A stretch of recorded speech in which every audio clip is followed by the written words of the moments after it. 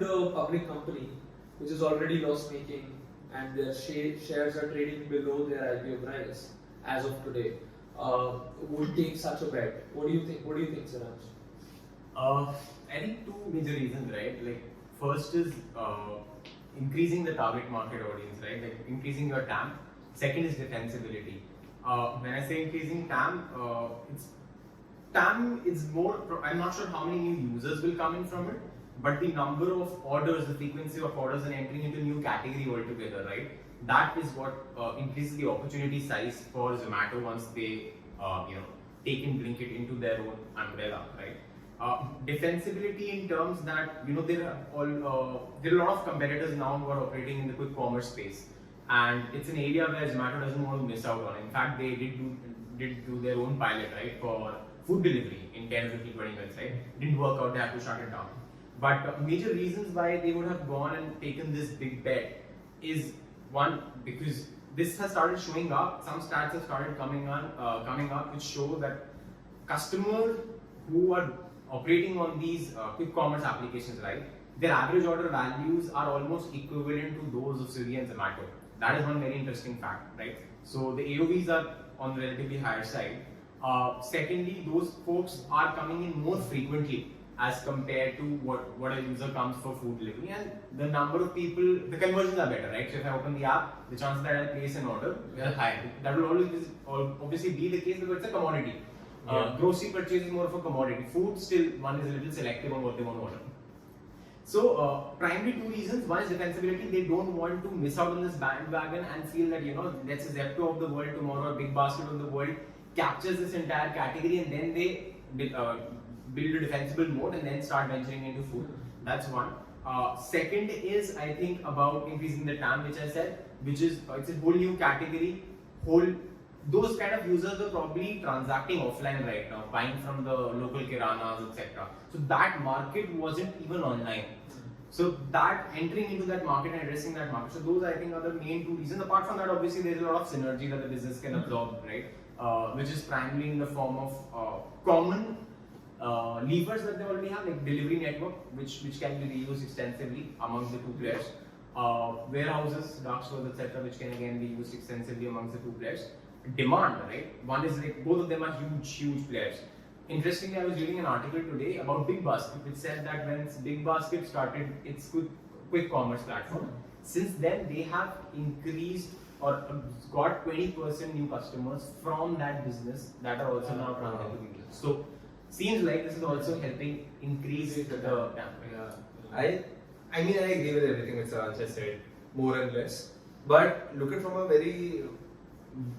this is a very bird eye view, which, or even a micro view in terms of exactly where will Blinkit help Zomato today. And it's going to help them today in a lot of different smaller ways. But when you look at it from a long-term perspective, right, like I think I was reading the shareholder report which Dipender had shared with everyone. And he had mentioned two things. He had mentioned the fact that quick deliveries is important not just for, things which we need. I think our impatience levels have gone up. Yeah. We would also want to get things delivered in pharmaceuticals, like pharma, or like a D2C brand. You want to test it out. You miss something else out. You want a shirt to be gifted.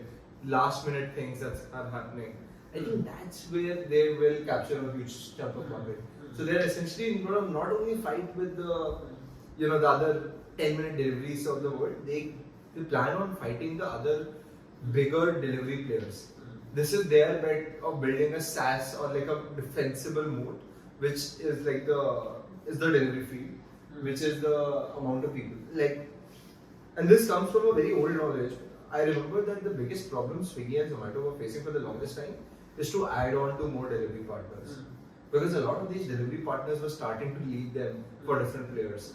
Now you can essentially optimize each delivery partner's time, right? Because people will be using Blinkit throughout the day in different formats and they will have better data. But Zomato or Swiggy is used during lunch hours, breakfast, or evening snack or at dinner. There's a pattern to it. So there's 2 hours of time being utilized. Now can we utilize a full day of a person who can always be on the road? I think Blinkit will solve for it.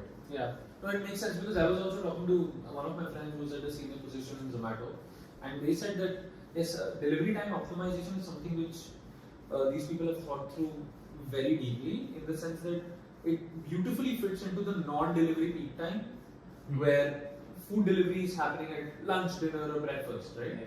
However, grocery delivery happens either just before it, when more like the person wants to order some kind of groceries for their lunch if they're not ordering it from outside, so they order it right before breakfast at that time, or they would do it between the lunch and the breakfast hours to plan for tomorrow.